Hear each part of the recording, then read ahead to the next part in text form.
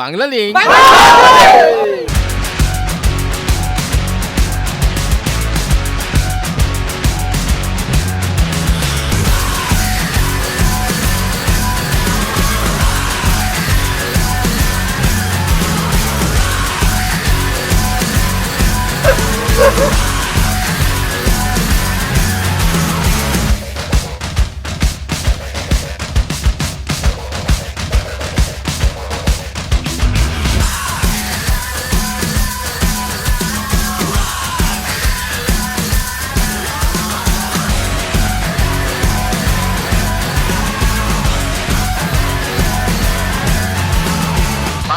বাংলার পথে। বাংলা লিঙ্ক বাংলার পথের বন্ধুরা কেমন আছেন? শুরু করছি আজকের ব্র্যান্ড নিউ এপিসোড। গত পর্বে আমরা আপনাদের নিয়ে এসেছি বাংলাদেশের সর্বপশ্চিমে জেলা চাঁপাইনবাবগঞ্জে। সেই ধারাবাহিকতায় আজও ঘুরব এ জেলার দারুণ দারুণ লোকেশনে। তো শুরুতে বলে দিচ্ছি গত পর্বের কুইজের উত্তর এবং তার বিজয়ীর নাম। গত পর্বের কুইজ ছিল বাংলাদেশের জাতীয় ফলের নাম কি? সঠিক উত্তর কাঁঠাল। ভাগ্যবান বিজয়ী হয়েছেন মৌলভীবাজারের ইস্টার্ন ব্যাংকের মৃদুল। কংগ্রাচুলেশনস।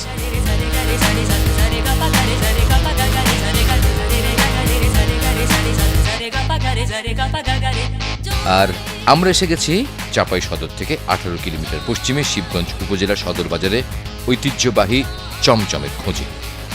সেই রাজা বাদশার আমল থেকেই এই চমচম বিখ্যাত। এখানে একসময় একটি 20 কেজি ওজনের চমচম তৈরি হতো।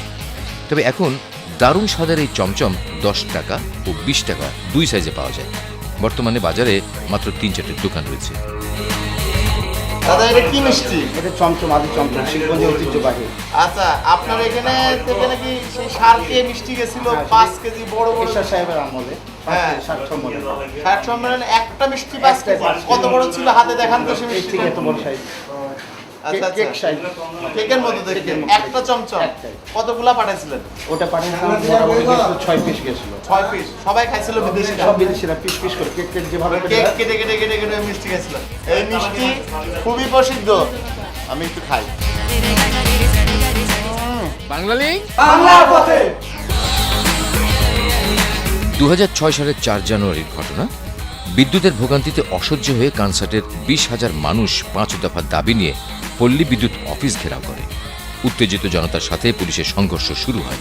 পুলিশ গুলি চালায়। 4.5 মাস ধরে চলা এই সংগ্রামে পুলিশের গুলিতে নিহত হয় 17 জন।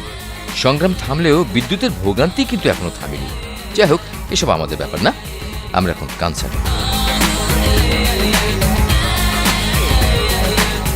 চাঁপাইনবাবগঞ্জ সদর থেকে 22 কিলোমিটার আর শিবগঞ্জ থেকে 5 কিলোমিটার সোনা মসজিদ স্থল বন্দরের দিকে গেলেই পেয়ে যাবেন এই এলাকার সবচেয়ে বড় আমের বাজার কানসার্ট।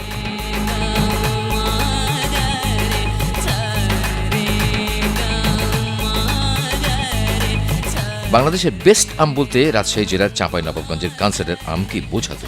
কিন্তু প্রশাসনিক বিকেন্দ্রীকরণের ফলে চাঁপাইনবাবগঞ্জ স্বতন্ত্র জেলা হয়ে যাওয়ায় বর্তমানে চাঁপাইনবাবগঞ্জ জেলার কানসার্টের আমই বাংলাদেশের সেরা।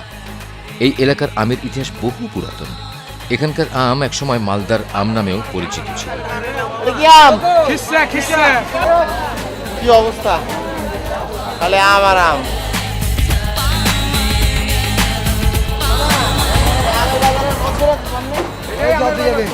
আর কত দূর আছে? মেলা আছে, অনেক দূর। ওরে বাবা। সেনাপতি মুর্শিদ কুলি খাঁ তার সৈন্যদের জন্য এই বাজার থেকে আম কিনতেন।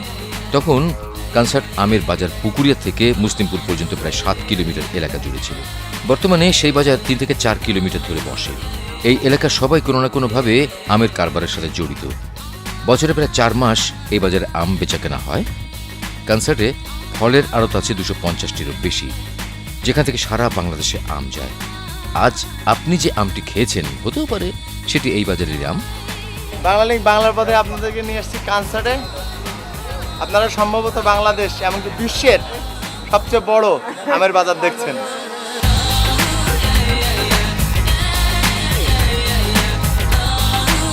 চাঁপাইনবাবগঞ্জ এলাকায় 75 প্রজাতির বেশি আম হয়, যাদের ভেতর মোহনবাসী, রেড মাসুদ, বানপশন, ফজলি, খুরমাভোগ, হিমসাগর, ল্যাংড়া, ক্ষীরসাপাত বিখ্যাত।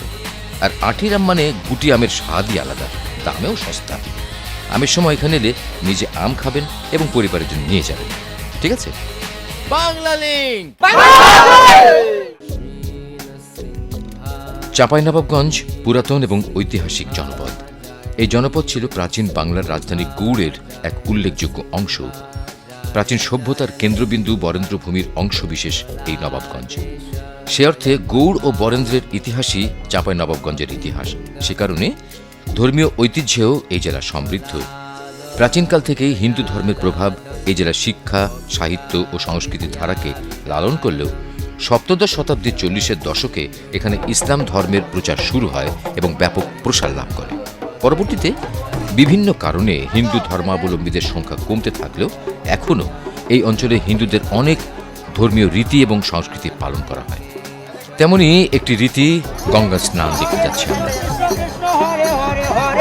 হরে রাম রাম রাম হরে রাম, হরে কৃষ্ণ কৃষ্ণ কৃষ্ণ হরে হরে, হরে রাম রাম রাম হরে হরে।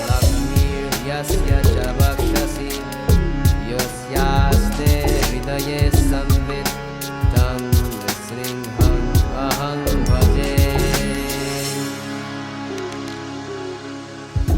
কনসার্ট বাজারের পাশেই মরাগঙ্গা নদীর ঘাটে হিন্দু ধর্ম অনুসারে জ্যৈষ্ঠ মাসের দশমী তিথিতে গঙ্গা স্নান হয়।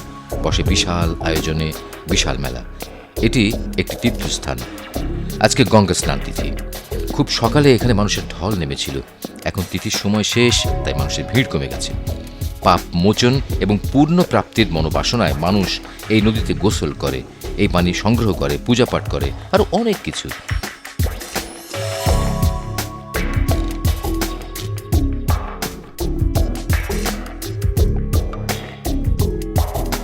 গঙ্গা স্নানের পুরো সেরেমনিটা খুবই প্রাণবন্ত, লাইভ পারফর্মিং আর্ট। কতদিন নিজে থেকে এমন মিলন মেলায় আসেননি, একবার ভাবুন তো। আজকে যে স্নান হচ্ছে এটা সম্পর্কে কিছু একটা বলেন আমাদের। এটা দশহরা গঙ্গা স্থান, আমাদের পূর্ণ স্থান। আচ্ছা, কনসার্ট এখানে পিণ্ড দেয়, সে পিণ্ড পূজা করা হয় এবং ওই যে ঘট পূজা করা হয়, সূর্য পূজা করা হয়, এগুলান করা হয়। হ্যাঁ, গঙ্গা পূজা, হ্যাঁ, পূর্ণ লাভ হয়, যার কারণে সকলে আসে এখানে গঙ্গা স্থানে এগুলো করে যায়। পবিত্র সবার যজ্ঞং তরং সূচি শ্রী বিষ্ণু নারায়ণ নম হরি নম হরি নম হরি। বাম দিকে মুখে ছেড়ে দেন, বাম দিকে মুখে ছেড়ে দেন।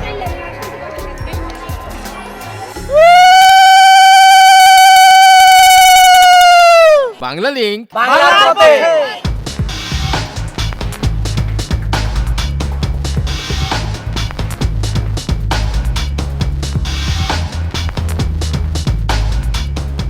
কনসার্ট বাজারে আজ বসেছে মেলা, গঙ্গা স্নানের মেলা। মেলা ঠেলে আমরা চলেছি কনসার্ট রাজবাড়ির দিকে। আপনারা আগে শুনেছেন কনসার্ট একটি প্রাচীন গ্রাম। এই রাজবাড়ির ঐতিহ্য পুরাতন। এখানকার জমিদারের আদিপুরুষ প্রথমত বগুড়া জেলার কড়ই ঝাঁকুইর গ্রামে বসতি স্থাপন করেন। দস্যু সর্দার পণ্ডিত ডাকাতের অত্যাচারে তারা ময়মনসিংহের মুক্তাগাছায় চলে যান। তারপরে নবাবগঞ্জের কনসার্টে এই বাড়িতে স্থায়ী হন সূর্যকান্ত, শশীকান্ত ও শীতাংশুকান্ত এই বংশের জমিদার। এরা মুসলিম বিদ্বেষী জমিদার হিসেবে কুখ্যাতি লাভ করেছিল। এর ফলে এলাকায় দাঙ্গা হাঙ্গামা লেগেই থাকত।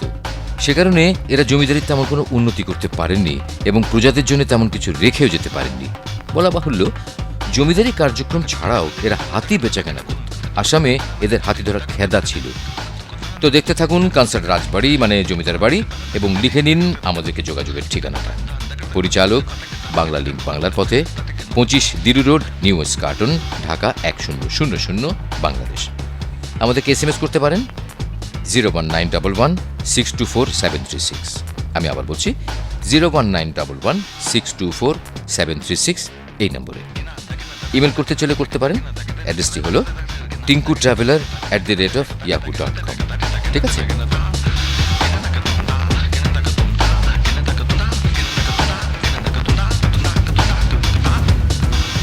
রাজবাড়িটি খুবই জাঁকজমকপূর্ণ ছিল, যার বর্তমান অবস্থা নিজের চোখেই দেখছেন।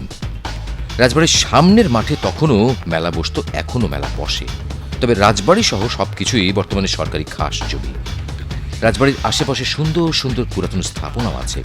রাজবাড়িটি সংস্কারের উদ্যোগ নিলে বেড়াতে আসার আরও একটা দারুণ স্পট হবে, এতে কোনো সন্দেহ নেই। আর এখন নেব আমরা একটা ছোট্ট ব্রেক। বাংলা লিংক বাংলার পথে, বাংলা লিংক বাংলার পথে। বিরতির পর আবারও স্বাগতম বাংলা লিংক বাংলার পথে। আমরা আপনাদের নিয়ে ছুটে বেড়াচ্ছি চাঁপাইনবাবগঞ্জের বিভিন্ন লোকেশন। আম চাঁপাইয়ের অর্থনীতির মূল শক্তি। এই জেলায় যেদিকে যাবেন সেদিকেই আমের বাগান। আমের সময় এলে যেদিকে তাকাবেন সেদিকে দেখতে পাবেন গাছে গাছে থোকা থোকা আম ঝুলছে। সে এক দারুণ দৃশ্য।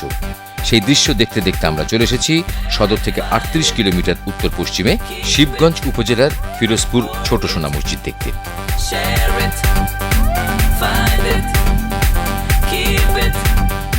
এটি চাঁপাইনবাবগঞ্জে সুলতানি আমলের ইসলামী স্থাপত্য কীর্তিগুলোর অন্যতম নিদর্শন।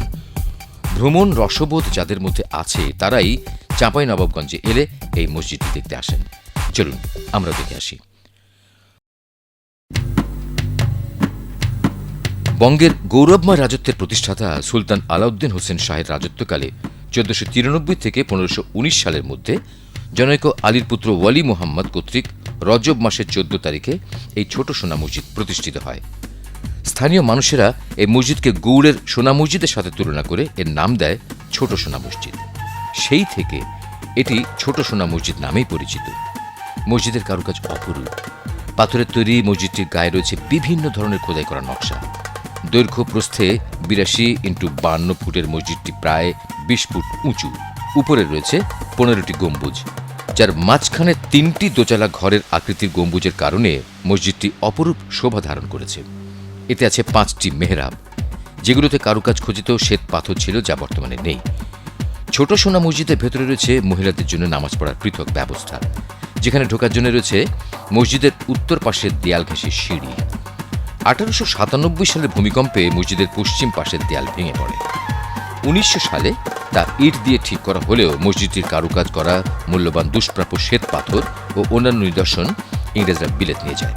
তারপরেও ছোট সোনা মসজিদের সৌন্দর্য দেখার মতো। কর্তৃপক্ষ এটিকে সুন্দর করে সংরক্ষণ করেছে। আপনি আসবেন বলে।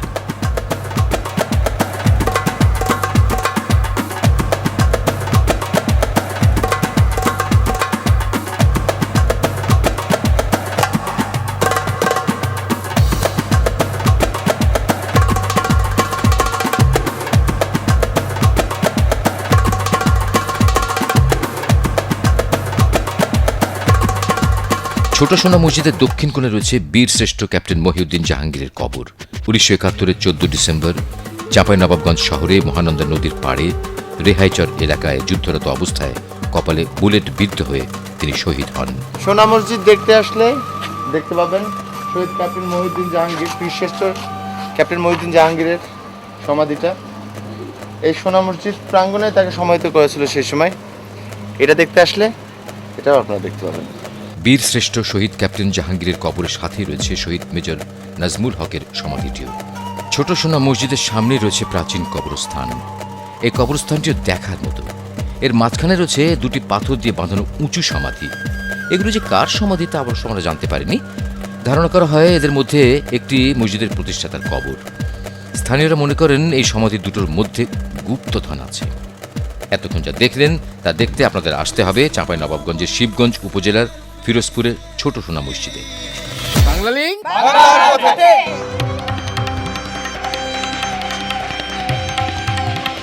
ছোট সোনা মসজিদ থেকে কিছুটা উত্তরে এগুলেই বামে একটা রাস্তা পাবেন। সেই রাস্তা ধরে হাফ কিলোমিটার গেলেই পেয়ে যাবেন তোহাখানা। এটিও মোগল যুগের আরেকটি উল্লেখযোগ্য কীর্তি।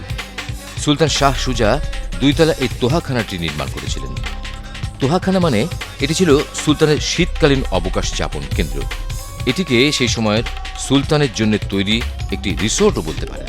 দারুণ সুন্দর এই তোহাখানাটি গোলক ধাঁধার মতো, কখনো নিচে, কখনো উপরে, কখনো বারান্দায় ঘুরে ফিরে বেড়াতে আপনার ভালোই লাগবে। দেখে রাখুন, এই ঘরে বসবাস করেছেন, ঘুরে বেরিয়েছেন সুলতান শাহ সুজা, যেখানে এখন আপনিও ঘুরছেন। এই ভবনে আরাম আয়েশের সব ব্যবস্থাই করা হয়েছিল।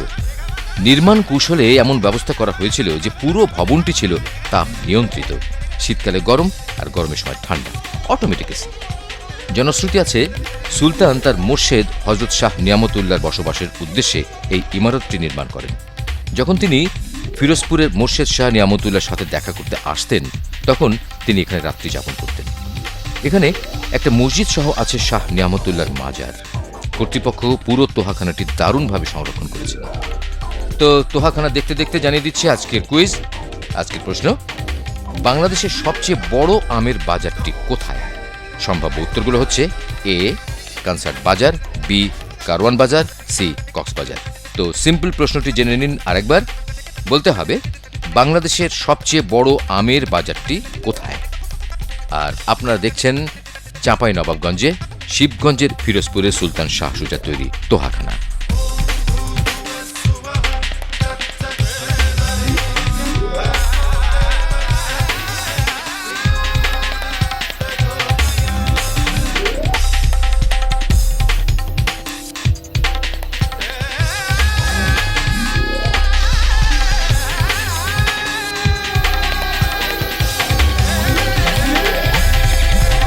এটা কি এরকমই ছিল নাকি এটা না, এটা আগে ভাঙাচোরা ছিল? ভাঙাচুরা সব ছিল।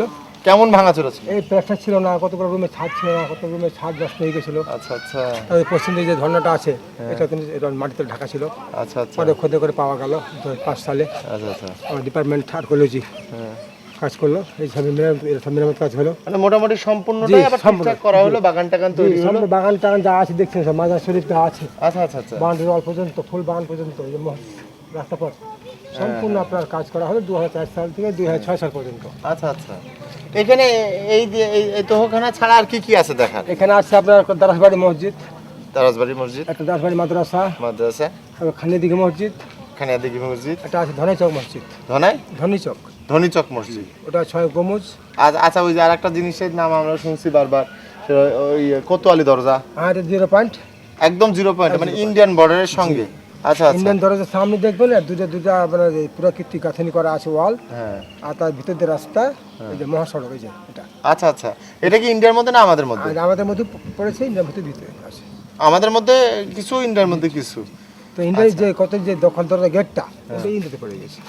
আচ্ছা আচ্ছা যেটা রাজপ্রাসাদের গেট, এই আপনার রাজপ্রাসাদ, যেটা বাদশাহের রাজপ্রাসাদ, সেটা হচ্ছে ভারতের ভিতরে। বাংলা লিংক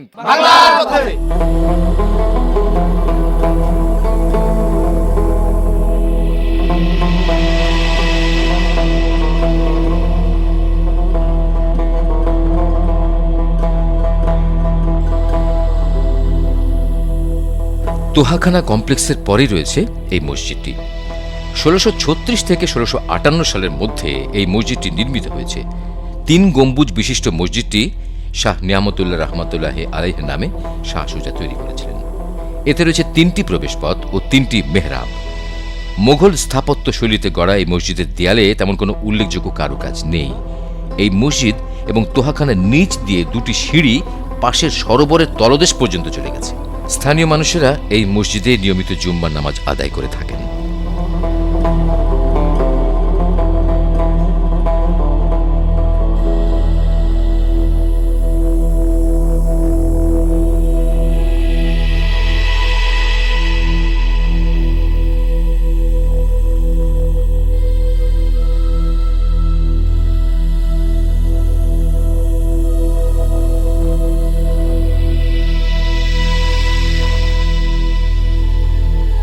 বাংলা লিংক বাংলা পথের বন্ধুরা, চলুন এবার দেখে আসি মসজিদের পাশের শাহ নিয়ামতুল্লাহ রহমতুল্লাহ আলাইহির মাজার।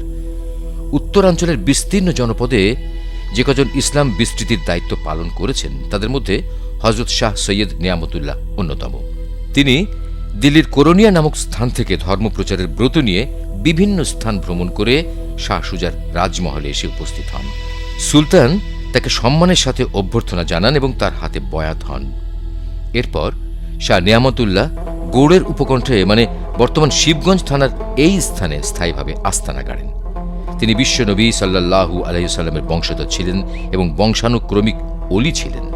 এই জ্ঞানী বুজরুক কামেল দরবেশ যেন নির্বিঘ্নে শান্তিপূর্ণভাবে ইসলাম প্রচার এবং মানুষের সেবা করতে পারেন, সেই লক্ষ্যে বাদশাহ আলমগীর মহিউদ্দিন অরঙ্গজেব সে সময়ের অর্থমূল্যের 5,000 টাকার সম্পত্তি দান করেন। দীর্ঘদিন সুনামের সাথে মানুষের সেবা ও ইসলাম প্রচার করে এই সুফি সাধক 1669 সালে ইন্তেকাল করেন। পহেলা মুহররম হযরত শাহ নিয়ামতুল্লাহর জন্ম ও মৃত্যুদিন হিসেবে পরিচিত। প্রতি বছর ওই দিন এখানে ওরস পালন করা হয়। দেখছেন তারই মাজার।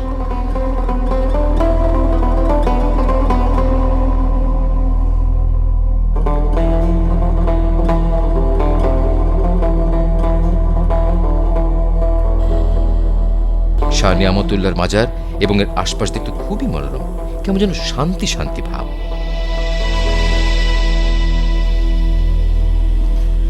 এই যে পাথরটা লম্বা, ওই পাশে একটা পাথর, ওই পাশে একটা পাথর, এবং এটা একই সমান নাকি ছিল। দিনে দিনে এটা নাকি বড় হচ্ছে, এটা আরো লম্বা হচ্ছে। এটা এখানকার ধারণা। দেখেন এই পাথরটা বড় হচ্ছে। হ্যাঁ, এই পাথরের থাম্বাটি নাকি জীবিত, একটু একটু করে বড় হচ্ছে।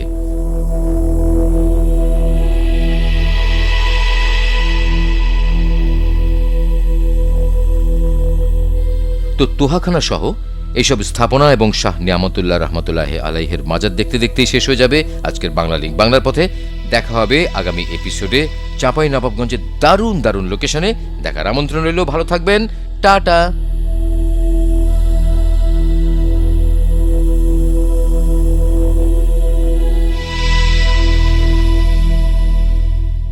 বাংলা লিঙ্ক বাংলার পথে।